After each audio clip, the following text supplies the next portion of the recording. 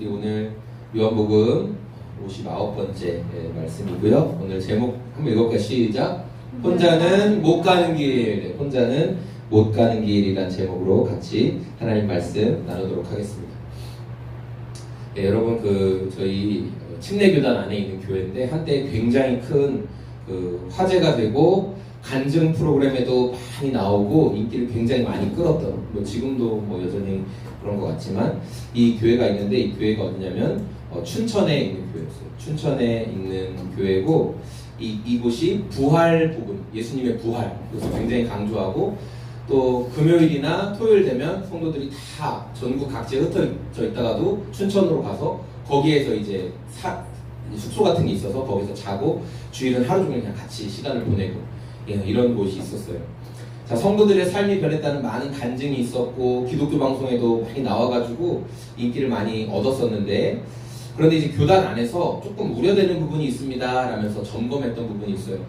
뭐냐면은 예수님의 부활을 그냥 너무 엄청 강조를 많이 했어요. 예수님의 부활, 그 역사성과 사실성을 지나치게 강조하다 보니까 일부 설교의 어떤 표현에서는 예수님의 십자가는 좀 뭔가 부족한, 그러니까 십자가에서 우리 죄를 용서하셨잖아요. 근데 십자가는 좀 부족하고 부활이 있어야만 십자가도 가능하다, 약간 이런 식으로 말씀을 하셨어요. 부활 복음을 너무 강조하다 보니까 성도들이 예수님의 부활을 실제로 받아들이는 데는 큰 도움을 줬지만 너무 부활만 이야기하다 보니까 한쪽으로 좀 치우치게 된 거예요. 그로 인해서 십자가와 부활, 이게 항상 같이 가요. 동전의 양면처럼 예수님의 십자가와 부활은 항상 같이 가야 되는데 이것이 좀 어긋나는, 균형의 어긋남이 있었죠. 다행히도 이제 이후에는 좀 신학 교수들의 어떤 지도를 받아가지고 좀 내용을 수정하고 정리하는 것도 있었습니다. 자, 여러분 오늘 말씀에서 예수님이 종교 지도자들과 이제 논쟁을 벌이면서 그들이 언제쯤 예수님을 제대로 깨닫게 될 것인지에 대해서 말씀하시는 내용이 나와요. 예수님이 나는 하나님께로부터 왔다, 이렇게 확신에 차서 딱 말씀하시니까 종교 지도자들이 어떻게 반응하냐면 당신 누구냐? 계속 이 얘기를 하죠. 당신 누군데 그런 얘기를 하냐? 끊임없이 이 질문을 해요. 그런데 이거는 오늘 말씀에만 등장하는 게 아니라 요한복음 전체에서 계속 이 말씀이 나와요. 당신이 누굽니까? 예수 당신이 누굽니까? 라는 내용이 계속 나와요. 자, 그럴 때마다 예수님은 사람들의 그 질문 앞에서 나는 생명의 떡이야, 나는 양의 문이야, 나는 길이요 진리요 생명이야, 이러면서 꾸준히 자신에 대해서 말씀해 주시는 거죠. 그런데 문제는 뭐냐면 예수님이 25절 하반절 말씀에 나온 것처럼 나는 처음부터 너희에게 말하였다, 이렇게 선언하시는 내용이 나와요. 자, 예수님은 한결같이 나는 내가 누군지 너희에게 말했어. 근데 너희는 끊임없이 내가 누구냐고 물어보는구나 라고 대답하시는 거예요. 여러분, 사람들이 끊임없이 당신 누구예요? 당신 누구예요? 이렇게 물어보는 이유는 예수님을 믿을 만한 증거가 부족해서 그랬던 게 아니라 예수님을 믿을 마음이 없기 때문에 계속 물어보는 거예요. 이거 예수님 맞아요? 계속 물어본다는 거예요. 자, 사람들이 끊임없이 예수님께 정체를 물어보는 것처럼 우리도 신앙생활 하면서 이렇게 질문을 해요. 하나님 정말 계신 거 맞아? 예수님 정말 우리 인생 도와주시는 분 맞아? 이런 질문을 한다는 거예요. 자, 그런데 여러분, 이런 질문은 믿음의 성장 때문에 하는 질문이 아니라 내가 믿지 않을 근거를 찾기 위해서 자꾸만 이런 질문을 하는 거예요. 종교 지도자들은 예수님을 의심했고 하나님이 예수님을 보내신 것을 알지도 못했어요. 왜냐하면 예수님은 하나님과 인격적인 관계를 맺고 계셨기 때문에 흔들림 없이 나는 하나님께로부터 왔다, 이렇게 담대하게 말씀하실 수 있었지만 종교 지도자들은 그것을 믿지 못했거든요. 우리가 믿음의 경주를 끝까지 완주하기 위해서 꼭 붙잡아야 될 것이 있는데 뭐냐면 하나님이 나를 부르셨다, 하나님이 나를 세상 속에 보내셨다, 나는 하나님의 자녀다. 이 정체성이 너무나 중요합니다. 왜냐하면 우리가 하는 일, 우리가 하는 섬김 봉사는 언제든 사라질 수 있어요. 그러나 나를 하나님의 자녀로 부르셨다는 정체성은 변하지 않는다는 거예요. 오늘 말씀을 통해서 예수님께서 어떻게 하나님 아버지를 기쁘시게 하며 흔들림 없는 사명의 길을 걸어가셨는지를 함께 나누겠습니다. 먼저 예수님은 말씀과 삶이 일치하는 삶을 사셨다라는 거예요. 그래서 예수님은 25절 말씀에 나오는 것처럼 언제나 태초부터 처음부터 너희에게 말했다 예수님 이렇게 말씀하고 있습니다. 그러니까 이게 뭐 신학적으로는 좀 여러 어떤 논쟁이 있어요. 시간적인 개념으로 보는 태초라는 시간적인 개념으로 보는 학자들도 있고, 아니면 예수님이 사역하시는 그 기간 동안 일관되게 내가 누구다라고 말했다라는 태도로 해석하는 사람도 있지만, 중요한 건 뭐냐면 어쨌든 예수님은 자신에 대해서 한 방향성으로 꾸준히 말씀하셨다라는 거예요. 여러분, 우리가 사람에 대해서 신뢰가 깨지게 되는 때가 언제일까요? 대부분 그 사람이 하는 말을 듣고 솔깃해서 그 사람을 믿고 권위를 부여하죠. 자, 그런데 실망하게 되는 경우는 언제냐면 그 사람이 말한 대로 살지 못하는 것을 볼 때 우리가 실망하게 된다는 거예요. 물론 사람은 말한 것을 전부 다 지킬 수 없습니다. 예. 하지만 말한 방향대로 살아가려는 그 실천의 모습이 없을 때 우리가 신뢰가 깨진다는 거예요. 우리 26절 말씀 같이 한번 보겠습니다. 시작. 그리고 내가 너희에 대하여 말하고 또 심판할 것이 많이 있다. 그러나 나를 보내신 분은 참되시며 나는 그분에게서 들은 대로 세상에 말하는 것이다. 예수님은 말씀하시고 삶이 일치되는 방향으로 사셨어요. 왜냐하면 예수님은 누구한테 들어서 하나님에 대해서 안 게 아니고 하나님을 보셨기 때문에 그래요. 그래서 흔들림 없이 하나님을 봤기 때문에 그 길을 걸어가셨던 것이죠. 우리 또한 세상의 평가에 흔들리지 않고 권위 있는 삶을 살아내기 위해선 오늘 우리의 삶에서 하나님을 봐야 돼요. 오늘 우리의 삶에서 하나님을 경험해야 돼요. 그러면 그 주님을 보았고 경험했기 때문에 누가 옆에서 뭐라고 하든지 나의 정체성이 흔들리지 않고 주님의 길을 걸어갈 수 있다는 거예요. 또 두 번째 예수님께서 보여주신 것은 뭐냐면 십자가의 길로 감으로 하나님의 영광을 드러내는 삶을 사셨다라는 거죠. 우리 28절 말씀 읽어보겠습니다. 그러므로 예수께서 말씀하셨다. 너희는 인자가 높이 들려 올려질 때에야 내가 곧 나라는 것과 또 내가 아무것도 내 마음대로 하지 아니하고 아버지께서 나에게 가르쳐 주신 대로 말한다는 것을 알게 될 것이다. 여러분, 기독교 신학을 역설, 패러독스라고 이야기하는데 이게 무슨 말이냐면 겉보기에는 논리적으로 좀 모순되는 것 같고 이치에 맞지 않는 것 같은데 그 말 속에 깊은 진리와 통찰이 들어있는 말을 역설, 패러독스라고 이야기해요. 뭐 예를 들어 이런 거죠. 급할수록 돌아가라. 지는 게 이기는 거다. 말은 안 맞는데 가만히 지켜보면 그 말이 맞아. 아, 그래. 급할수록 돌아갔어야지. 돌다리도 두드려보고 건너야지. 그런 거죠. 자, 기독교 복음은 이 역설을 완벽하게 담고 있어요. 자, 예수님은 자신을 공격하는 자들이 예수님에 대해서 언제 똑바로 알 수 있을지 말씀하셨는데 그때가 언제냐면 내가 십자가 고난을 통과하고 높이 들려질 때에야 너희는 내가 구원자인 줄 알게 될 것이다. 이렇게 말씀하셨어요. 여러분, 세상의 방법이 있는데 세상의 방법은 힘으로 상대방을 제압합니다.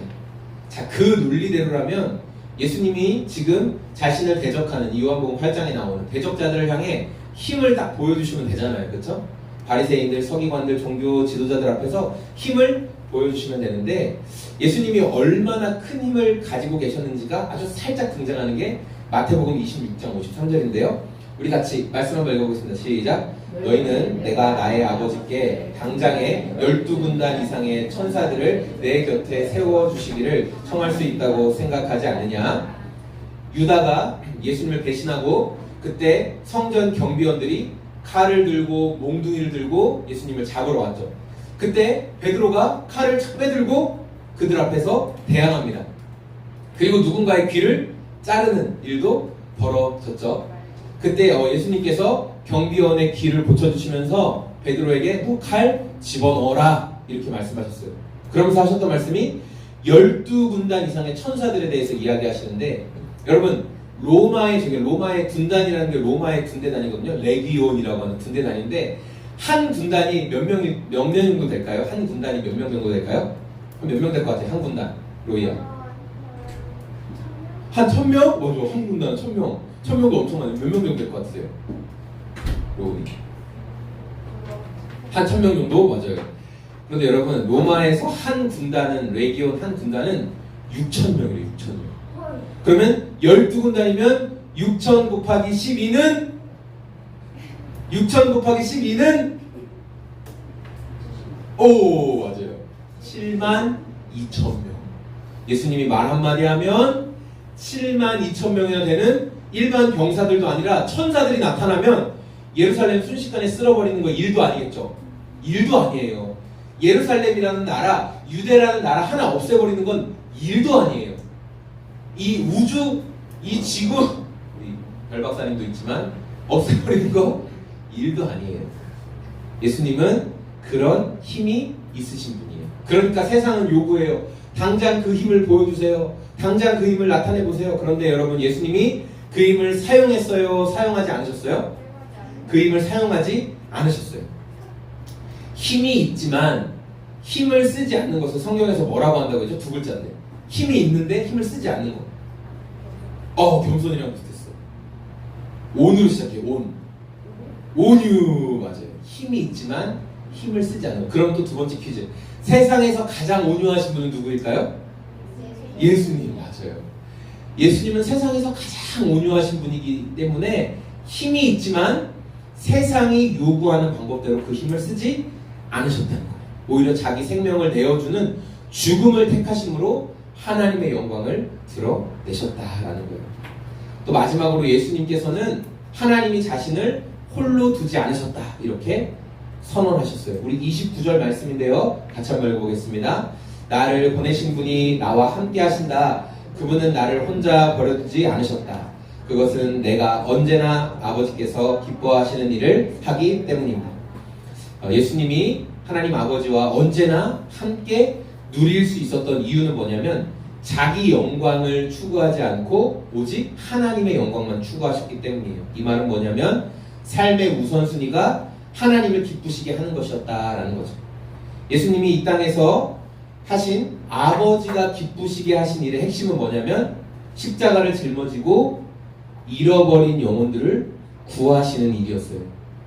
그러므로 오늘 우리의 삶에서 하나님 아버지를 가장 기쁘시게 하는 일이 뭐냐면 영혼 구원에서 제자 삼는 거예요. 아버지께서 좋아하시는 일을 할 때 우리가 기쁨을 누릴 수 있다라는 것이죠.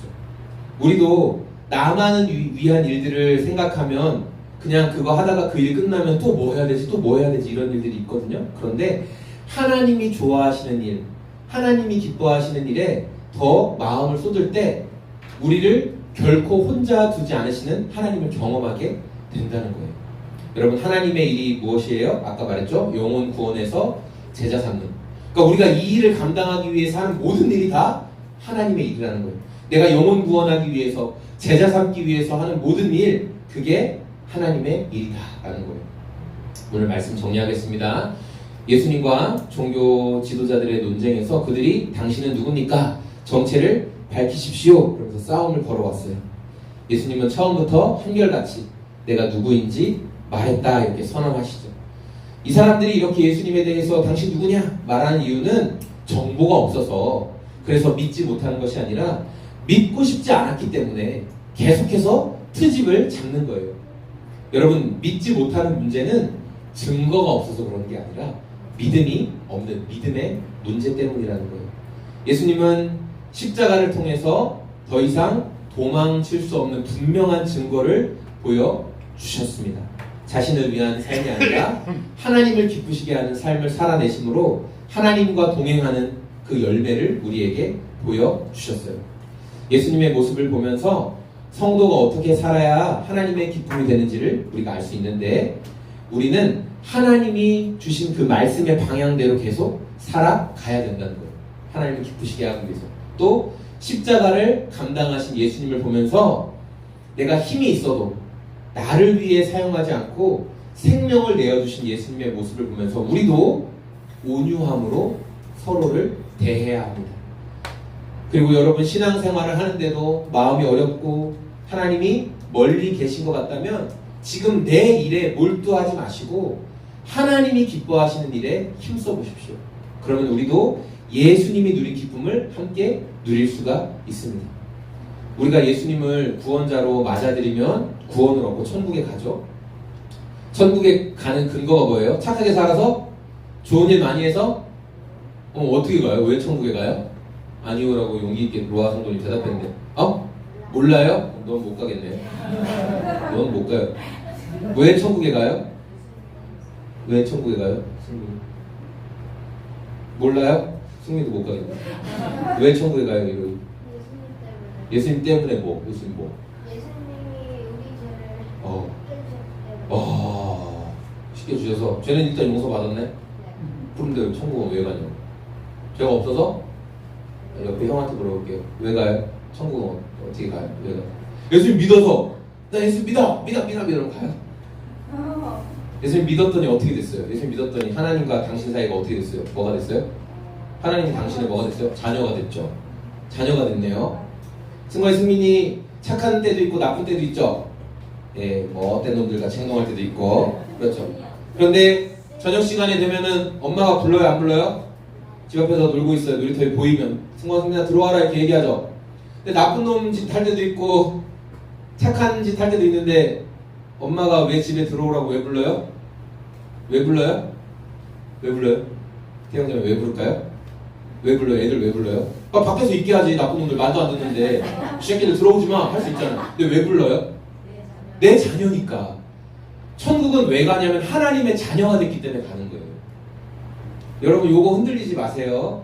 내가 무엇을 했기 때문에 또는 심지어 내가 예수를 믿어줬기 때문도 아니라 하나님의 자녀가 됐기 때문에 하나님이 우리를 천국으로 부르시는 거예요. 아버지께서 너 내 자녀니까 와라. 너 내 자녀니까 와라는 거예요. 로아야 아까 대답 못했는데 왜 천국에 간다고요? 하나님이 너의 무엇이 되셨기 때문에 간다고요? 자녀가 돼. 하나님이 네 자녀가 아니라 네가 하나님의 자녀가 돼. 그렇죠? 그래요. 고마워요. 맞아요. 여러분 맞아요. 우리가 하나님의 자녀 되는 기준이 예수님을 믿었느냐 아니냐 이거 하나로 결정된다고요. 자 그렇다면 우리가 예수를 믿었어요. 하나님의 자녀가 됐어요. 그럼 구원 얻었잖아요. 그런데 왜 우리가 교회 생활도 해야 되고 소그룹 모임도 해야 되고 뭐 영혼도 돌봐야 되고 이거 왜 해야 되는 거예요? 공동체를 왜 해야 되는 거예요? 그냥 나 혼자 예수님 잘 믿고 주님이 기뻐하실 만한 일, 죄 안 짓고 다른 사람이랑 충돌 안 일어나게 그냥 편하게 살면 되는데 왜 주님은 우리에게 교회, 공동체, 사람들 만나고 먹이고 입히고 돌보고 왜 하라고 하신 걸까? 여러분 하나님께서 우리에게 주신 구원의 의미는 단순히 지옥 가지 않는 티켓 받은 게 아니기 때문에 그래요. 구원은 성부, 성자, 성령님께서 서로 사랑하신 관계처럼 우리도 그 관계 안에서 사랑할 때 이게 정말 하나님이 기뻐하시는 거구나라는 걸 알게 된다는 거예요. 구원은 관계 안에서 이해를 해야 된다는 거예요. 삼위일체 하나님께서 이미 공동체의 모습을 보여주셨죠. 성부, 성자, 성령께서 공동체의 모습으로 함께 계시기 때문에 우리가 주님의 모습으로 창조되었다고 하면 우리는 혼자서는 절대 살아갈 수 없는 존재들이에요. 우리는 공동체를 이룰 때만 거기서 온전함을 느껴요. 여러분 나이 드신 분들 나이 먹고 왜 개, 반려동물 왜 키우는 줄 아세요? 왜 키울까요? 쓸쓸하고 허전해서 사람은 끊임없이 누군가를 돌보고 사랑을 나눠줄 때 진짜 행복을 느끼거든요. 그런데 자녀들이 다 떠나가고 집안이 텅 빈 것 같을 때 에이 나 혼자도 잘 살아. 나는 나 혼자 그냥 먹고 마시고 즐기고 하면서 나 혼자 행복해. 아니요. 그래놓고 저녁에 너무 공허해지는 거예요. 누구라도 왔으면 좋겠다. 그러니까 저처럼 라디오 틀어놓고 뭐라도 자꾸 떠들고 있으면 전 애들이 있는데도 그렇죠. 네. 여러분 내가 예수 믿고 구원받았으니까 나 혼자 예배드리고 내 신앙생활만 내 개인 신앙생활만 잘하면 되지 뭐하러 사람들 만나서 힘들게 내가 에너지 뺏기냐 이런 생각하시는 분이 있을 수 있어요. 그것은 성경이 말하는 올바른 신앙이 아닙니다. 하나님은 우리 혼자만 신앙생활 하라고 우리를 구원하신 게 아니에요. 신앙이 성장하기 위해서는 반드시 여러분 섬김이 필요합니다. 각자 주신 은사를 따라서 몸된 교회를 세울 때 그 섬김을 할 때 여러분 우리의 신앙이 비로소 성장하는 거예요. 여러분 저는요 혼자 있을 때는 그냥 꽤 괜찮은 사람이거든요. 여러분도 아마 그러실걸요? 나는 혼자 있을 때 괜찮아. 여러분 혼자 있으면 여러분의 인격의 바닥이 절대 드러나지 않습니다. 여러분 다 괜찮은 사람이에요. 혼자 있으면. 그런데 교회 안에서 공동체 안에서 목장 안에서 나와 전혀 맞지 않는 기질, 태도, 말투, 인생의 여정을 살아온 사람과 자꾸만 마찰이 일어나죠. 야, 저 사람은 말을 왜 저렇게 해? 저 사람은 왜 대답을 저렇게 해? 저 사람은 교회에서 왜 저렇게 행동해? 계속 그런 사람들을 만나면서 여러분이 그 속에서 도망치거나 피하지 않고 그 사람을 기도하고 용납하는 과정을 통해서 주님은 우리의 믿음을 성장시키신다는 거예요. 영적인 어린 사람들을 돌보고 그들을 위해서 시간과 물질을 쪼개어서 먹이고 곁에 있어주는 섬김을 통과할 때 우리의 인격이 다듬어지고 우리의 삶을 통해 예수가 보인다는 거예요. 섬겨야 예수가 보인다는 거예요. 여러분, 나 혼자 나 구원받았으니까 땡이야. 예수 안 보입니다. 그런 사람한테는. 그러나 섬기는 사람, 부딪히고 깎이고 깨지는 사람을 통해서는 예수가 보입니다. 저 사람 예수님 닮았네. 그게 나타난다는 거예요. 여러분, 내 신앙이 왜 자라지 않을까 의문이 생기는 분이 계시다면 당장 섬김의 자리로 나가세요. 십자가에서 예수님이 죽으신 것처럼 섬김의 자리에서 내가 죽으면, 내가 눈물로 그 사람을 품으면 반드시 하나님의 영광을 볼 수 있습니다. 이번 주 수요일 기도회 이후에 아내가 만들어 온 간식을 나눠 먹었어요. 근데 저는 간식보다 더 놀란 것이 있는데, 그게 뭐냐면 승전 형제가 순대를 사왔어요. 순대. 검은 봉다리에 순대를 한 봉지 사왔어요.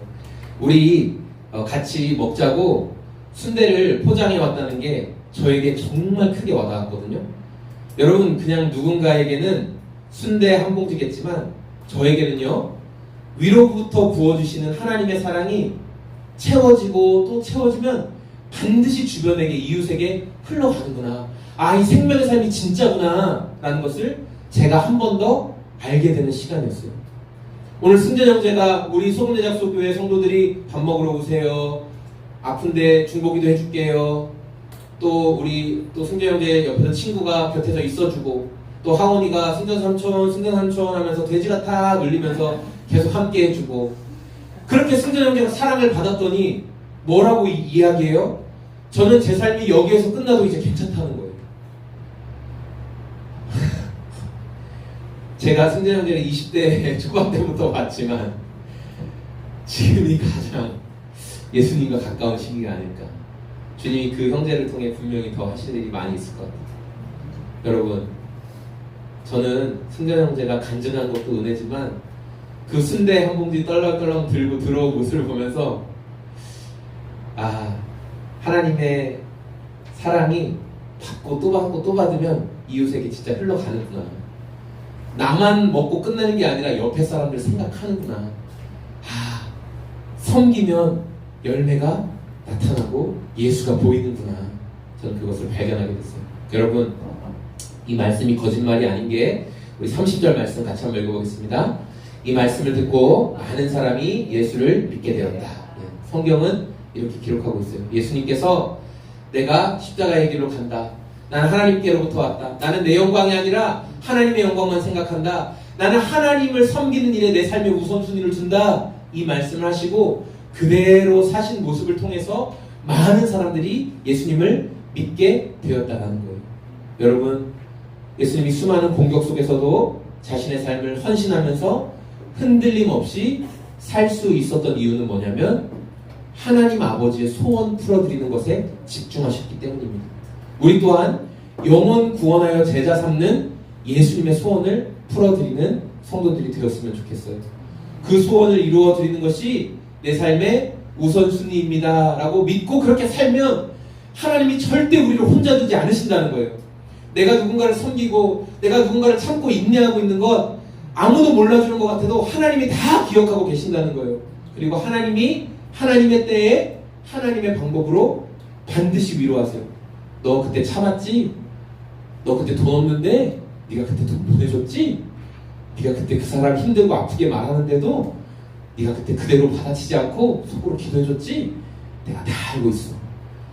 하나님은 절대 우리를 혼자 두지 않으십니다. 우리가 하나님 사랑하고 섬기는 것에 대해서 절대 외면하지 않고 내가 기억하지 못하는 것까지 하나님은 다 기억하고 계십니다. 여러분, 그래서 우리가 이 땅에서 하나님이 주시는 그 기쁨을 누리기 위해서는 섬겨야 된다는 거예요. 하나님이 이 땅에서 주신 시간 동안 우리가 섬기며 살면 하나님이 얼마나 좋으신 분인지 더 알게 되고 천국에서는 그 하나님을 더 깊이 누리는 영원한 삶을 살게 될 것입니다. 예수님이 보여주신 모범을 따라서 섬김의 자리로 들어가서 영혼 구원하여서 제자 삼는 일에 우선순위를 두고 살아갈 수 있는 저와 우리 송제작소의 모든 성도님들이 다 되시길 소망합니다.